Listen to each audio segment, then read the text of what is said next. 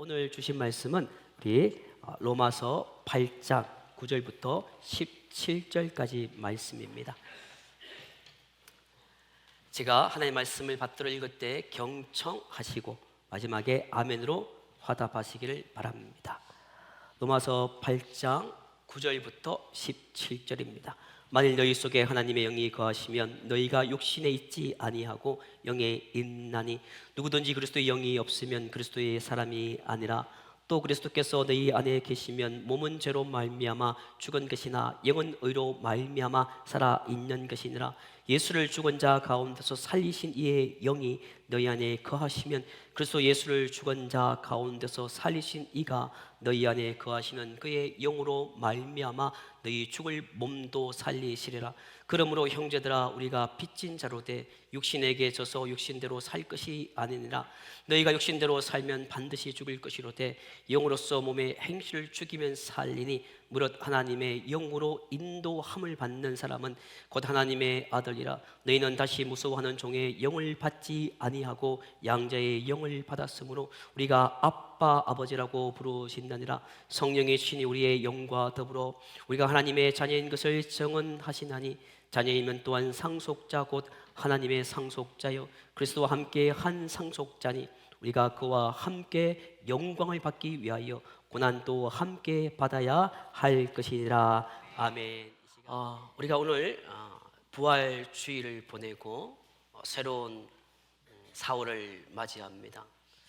제가 한 달 동안 말씀을 준비하면서 우리가 이 봄의 계절이 얼마나 좋은지, 그 벚꽃이 피고 있는 그 아름다운 계절, 곳곳마다 꽃이 피고 있는 이 봄의 계절에 봄은 영어로 보시면 스프링이라는 단어지요.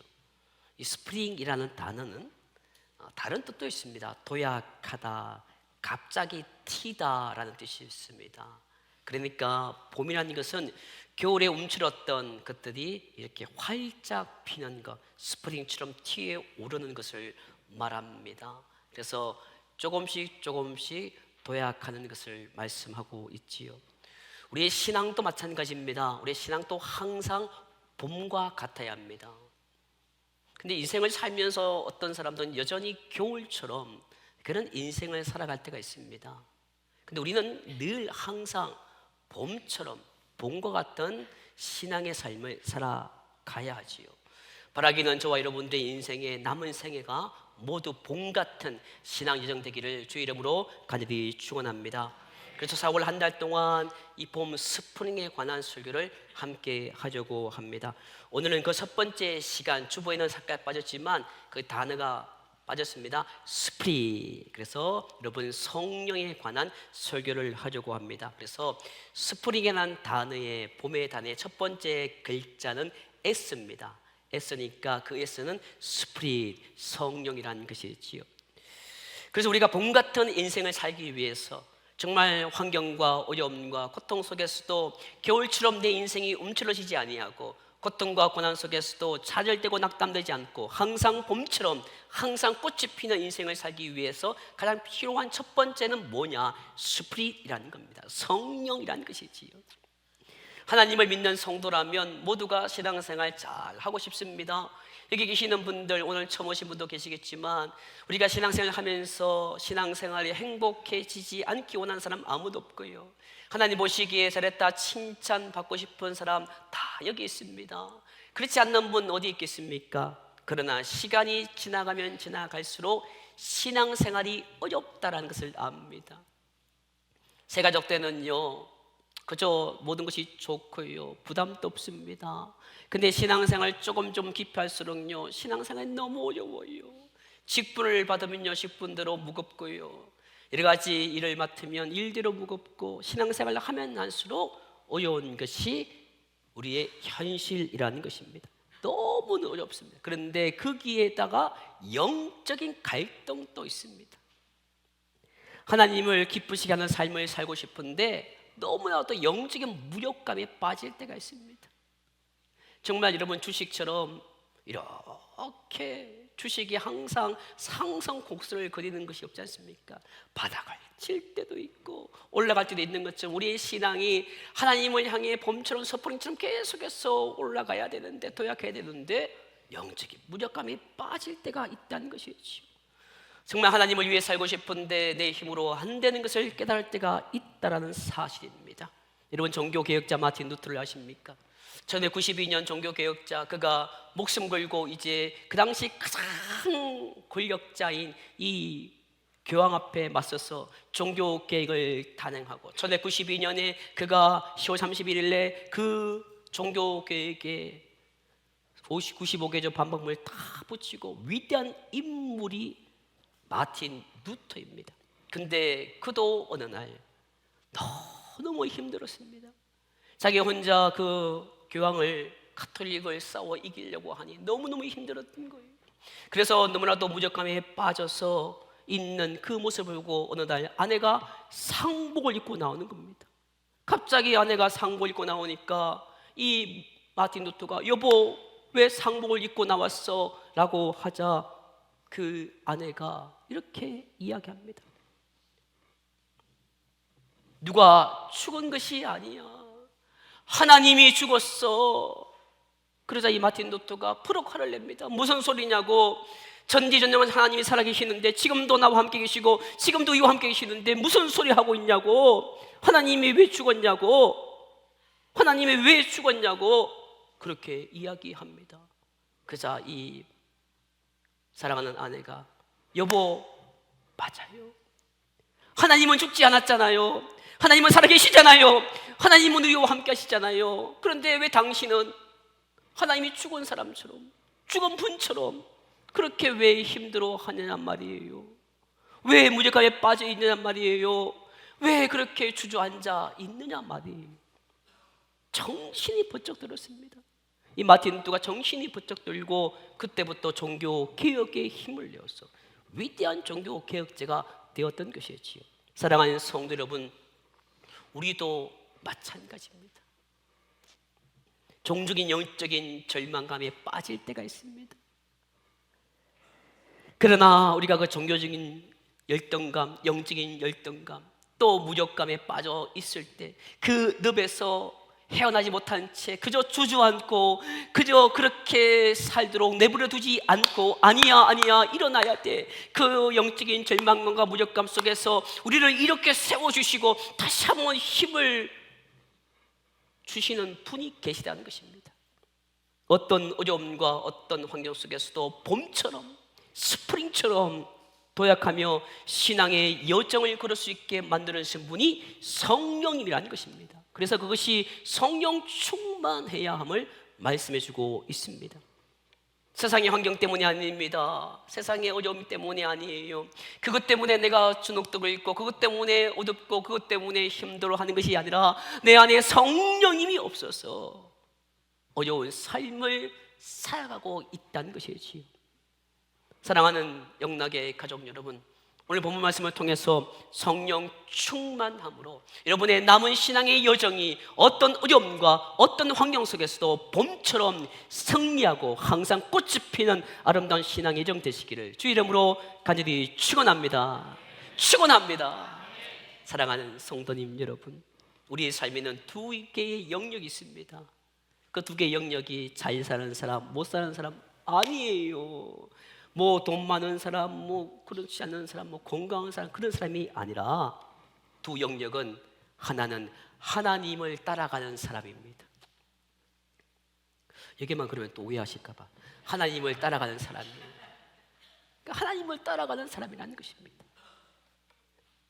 이 말씀은 영적인 삶을 살아가는 사람들을 말하지요. 이 삶은 하나님 편에 서 있는 사람입니다. 하나님의 뜻을 존중하고 하나님을 따라가고 하나님의 순종의 삶을 살아가는 사람인 것이죠. 또 하나의 한편은 하나님과 반대편에 있는 사람을 말하지요. 그 반대는 하나님을 모르는 사람이 아닙니다. 하나님을 안 믿는 사람은 당연히 반대편에 있는 사람이지만 그들도 포함하고 하나님과 반대편에 있는 사람은 육신을 따라가는 사람입니다. 그러니까 하나님을 믿고도 여전히 육신의 욕망과 육신의 어떤 삶을 통해서 살아가는 사람은 하나님과 반대편에 있다는 사람이 두 개의 영역 중 하나이지요. 하나님과 반대되는 삶을 말합니다. 그래서 오늘 본문은 뭐라 합니까? 육신의 삶에서 떠나가라고 간구하고 있습니다. 본문 13절과 14절 말씀을 제가 읽습니다. 너희가 육신대로 살면 반드시 죽을 것이로되 영으로서 몸의 행실을 죽이면 살리니 무릇 하나님의 영으로 인도함을 받는 사람은 곧 하나님의 아들이라. 아멘. 이 말씀 무엇이겠습니까? 육신의 삶은요, 하나님을 떠난 욕망의 삶을 말합니다. 그 삶은 하나님과 동떨어진 삶을 이야기하지요. 여러분 혹 종종 그런 말씀 듣지 않습니까? 아이고 아직도 성질 살아있네. 아이고 성격 살아있네. 그거는 좋은 말이 아닙니다. 그거는 좋은 말이 아니. 하나님과 동떨어진 삶을, 욕망대로 살아가는 삶을 말하고 있음을 오늘 성경은 말씀해 주고 있습니다. 떠나가라는 것이죠. 그렇게 살면 죽는다라는 말씀을 오늘 성경은 말씀해 주고 있는 것이지요. 근데 오늘날 대부분의 사람들이 하나님과 동떨어진 삶을 살아갑니다. 하나님을 믿는다고 하지만 하나님보다는 내 욕망과 내 육신의 어떤 경험과 생각들로 주장하고 그렇게 살아가고, 내 생각이 먼저, 내 말이 먼저 나오는 것입니다. 생각하지 않고 말합니다. 하나님이 일을 하면서도 하나님의 뜻을 가운데 가야 되는데 자꾸 내 경험과 내 생각을 말하는 것, 이건 하나님과 반대, 내 육신의 욕망대로 살아가는 것이지요.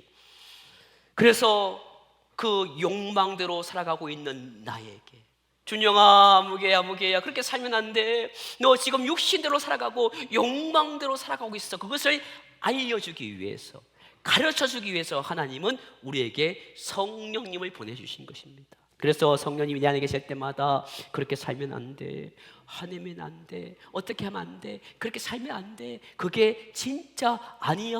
계속해서 성령님이 내 안에서 알려주시는 것이었죠. 그래서 우리들로 하여금 잃어버린 하나님의 형상을 회복하도록, 너는 말이야 하나님의 내 아들이야, 너는 하나님의 딸인데 너는 하나님의 형상을 지고 있는데 자꾸 내가 하나님의 형상을 잃어버리고 세상적인 생각과 세상적인 삶을 살아가니까 하나님이 독생자 예수가 천국 가시고 그리고 성령님이 내 안에 들어오셔서 하나님의 형상을 회복하도록, 그리고 그것을 되찾고 살라고 성령님을 보내주신 것이었지요. 그래서 신앙인은, 예수 믿는 사람들은 반드시 이 성령님이 내 안에 내주하는 삶을 살아야 됩니다. 그런 삶을 살아가시기를 주의 이름으로 간절히 축원합니다.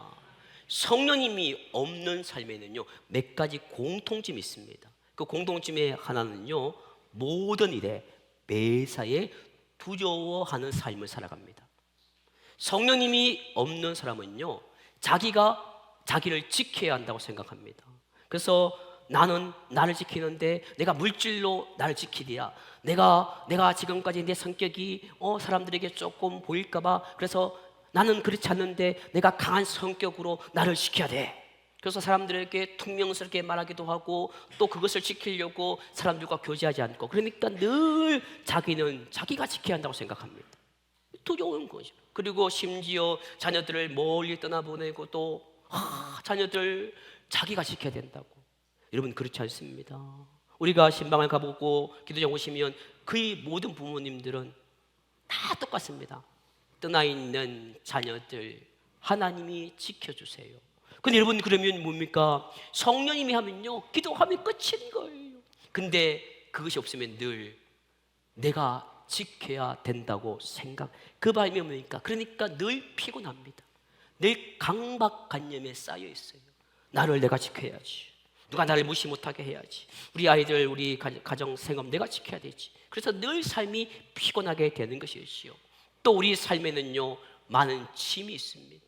저도요 목사라는, 담임 목사라는 짐도 있을 수 있고 또 아버지로 또 남편으로 뭐 얼마나 많겠어요. 여러분 또 저보다 더 많은 짐을 지고 있습니다. 인생 살면서 짐이 없는 사람 아무도 없습니다.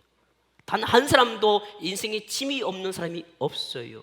그런데 성령이 없는 삶은요 그 짐이 점점점 무거워진다는 것입니다. 그래서 교회 생활을 하면서 짐이, 여러분 죄송하지만 여기 계신 분들은 대부분 1 플러스 5개. 최소한 뭐 몇 개는 다 지고 있습니다. 그런데 성령 없으면 그 짐이 점점점 무거워지는 거예요. 그래서 무슨 일을 하더라도 나도 모르게 점점점 힘들어지고, 나도 모르게 그렇지 않는데 내 입에서 퉁명스러운 말이 나옵니다. 가정에서도 여러분들이 아빠만 나 혼자 살면 얼마나 좋겠지만, 아빠 이제 남자인데 남편으로 살아가야 돼. 얼마나 많은 짐이 있겠습니까? 성령이 없으면 그 모든 일이 점점점 무거워지기 시작합니다.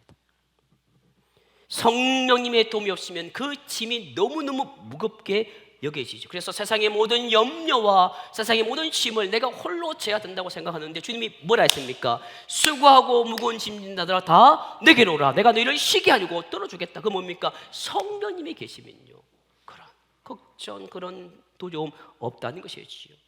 근데 이렇게 성령님이 없는 우리의 삶 가운데 주님께서 오늘 말씀을 이렇게, 16절 말씀을 이렇게 말씀해 주고 있습니다. 성령이 친히 우리의 영과 더불어 우리가 하나님의 자녀인 것을 증언하시나니 아멘. 그게 뭡니까? 우리가 하나님의 아들인데 자꾸 잊어버려요. 내가 성령님께서 하나님의 아들, 딸인 것을 내가 잊어버리니까 성령님이, 준영아, 아무개야, 너 하나님의 아들, 딸이야. 너 왜 혼자 무거운 짐을 지려고 하니? 너 혼자 왜 그렇게 강박관념 살아가? 자녀 네가 지키는 게 아니야. 생업 네가 지킨 게 아니야. 너는 하나님의 아들이야.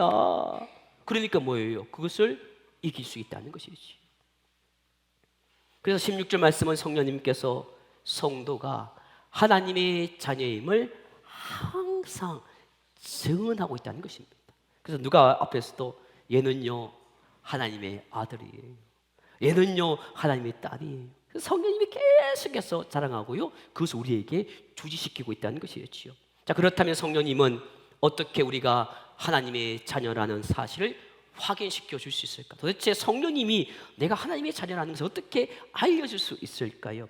그것은 바로 복음의 진리를 깨닫게 해주시는 일을 통해서 성령님이 우리가 하나님의 자녀임을 알게 해주는데, 자, 고린도전서 2장 12절 말씀을 제가 읽겠습니다. 우리가 세상의 영을 받지 아니하고 오직 하나님으로부터 온 영을 받았으니 이는 우리로 하여금 하나님께서 우리에게 은혜로 주신 것들을 알게 하려 하심이라. 아멘. 자, 이 말씀이 뭔가 하면 여러분 들어보세요. 이 성경책 있습니다. 성경책 들고 다닌다고 성경책 내용 아는 거 절대 아닙니다. 제가 좋아하는 프로그램 중에 하나가 달인이라는 프로그램이 있습니다. 거기에 한 분이 30몇 년 동안 도장을 만드신 분이 나왔습니다. 근데 그 도장을 만드신 분이 눈을 가리더라고요, PD가. 그리고는 그 도장을 만드는 수많은, 그 한 10개인가 되는, 정확히 모르지만 나무 이렇게 만들고, 그래서 눈을 감게 하고, 이것은 어떤 나무입니까? 다 맞추는 거예요. 박달나무, 무슨 나무. 왜요? 30년 하니까 거기에 전문가 되는데, 여러분, 신앙과 하나님의 진리는요 30년 다닌다고 절대 모릅니다. 이것이 가죽인 것은 알아요.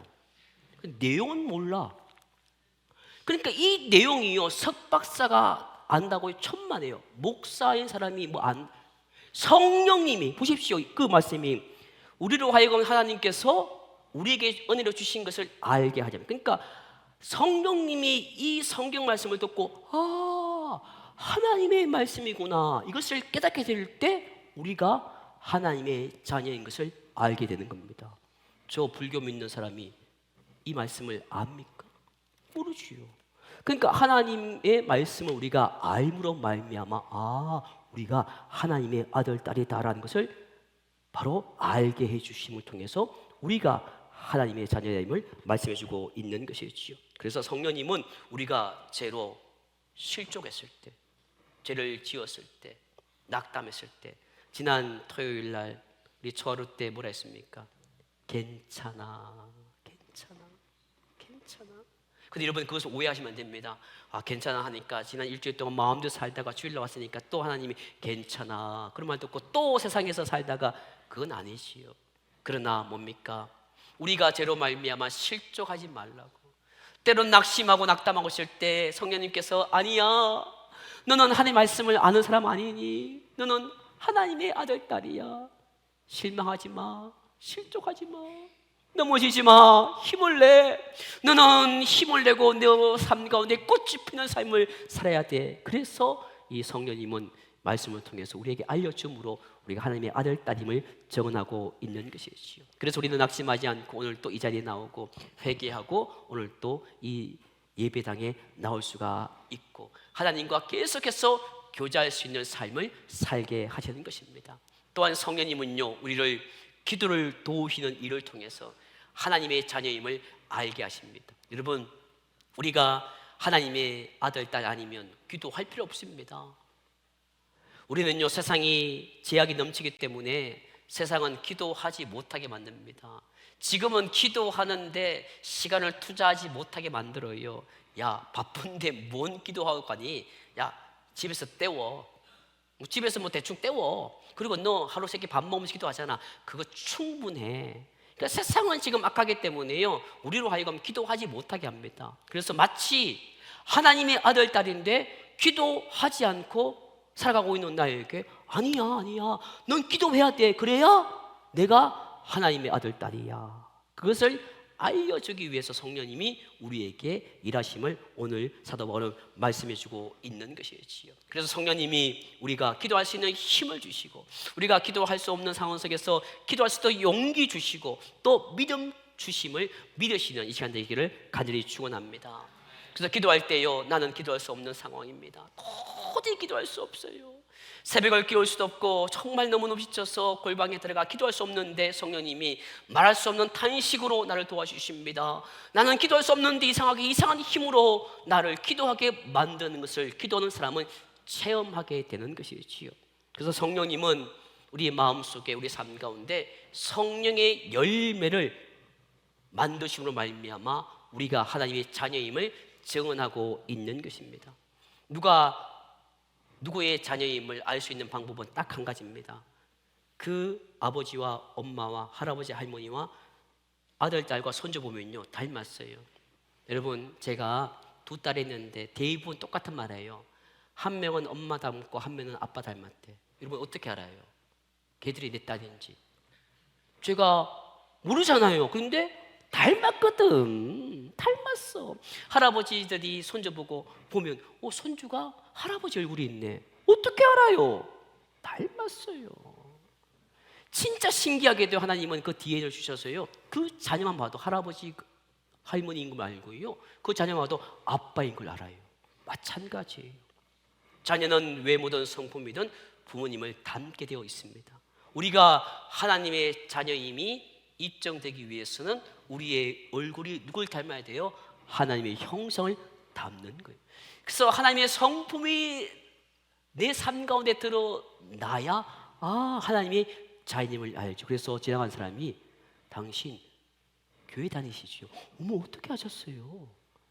당신의 모습에 나타나요. 최고의 칭찬입니다. 지나가는데 보살이세요? 큰일 날 소리 하고 있네. 어디 그런. 저보고 만약에 사장님, 큰일 난 소리야. 제가 왜 사장이에요? 목사님. 이거 딱 봐도 최고의 칭찬이에요. 왜? 그게 우리의 삶에 나타나는 거지 않습니까? 그래서 성령님이 그것을 만들어주는, 그러니까 우리 가운데 성령님이 하나님의 성품의 열매를 다 맺을 수 있도록 맺게 하심으로 말미암아 우리가 하나님의 자녀임을. 그래서 너희들은 움츠러있지 마.